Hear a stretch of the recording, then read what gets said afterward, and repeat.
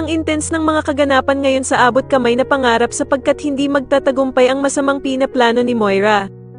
Dito nga ay maililigtas ni Annalyn si Dax sa planong pagpatay sa kanya ng hitman, kaya naman ay makokonsensya na nga si Dax at aamin na ito kila Annalyn at Lynette. Samantala ay galit na susugudan nila Aling Susan at Josa sa kulungan itong si Moira, upang kamprontahin ito dahil sa ginawa niyang ang pag-utos sa hitman na patayin si Dax kasama ang mag-inang Annalyn at Lynette. Sobrang ikakagulat naman ni Moira ang gagawing pagsampal ng napakalakas sa kanya ni Aling Susan at magmamang-maangan pa nga ito sa kanyang ginawang pag-utos sa hitman. Sa kabilang banda naman ay hindi na nga mapakali itong si Moira at pupuntahan pa nga niya si Ninang para sabihin na dodoblehin niya ang kanyang bayad basta't masiguro nga lang ang pagkamatay ng star witness niyang si Dax.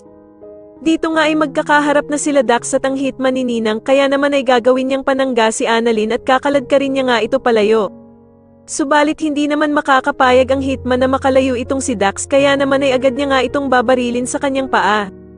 Habang nagsasalita naman ang hitman ay agad na makakaisip ng paraan si Dax at mahahawakan nga niya sa leeg ang hitman kaya naman ay mabibitawan ito ang kanyang baril na mapupunta naman kay Annalyn.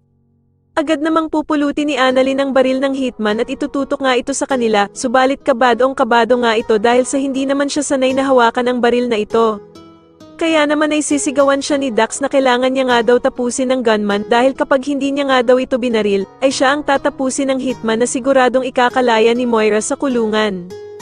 Sa tingin niyo dapat na nga bang hindi na makalaya ang bruhang si Moira sa kulungan at mabulok na ito dito habang buhay? Mas lalo na nga talagang nagiging exciting ang mga susunod na kaganapan kaya naman ay mas lalo pa nating abangan ang mas lalong gumigandang abot kamay na pangarap. Maraming salamat po sa inyong panonood at sana po ay masubscribe niyo ako. Maraming salamat po.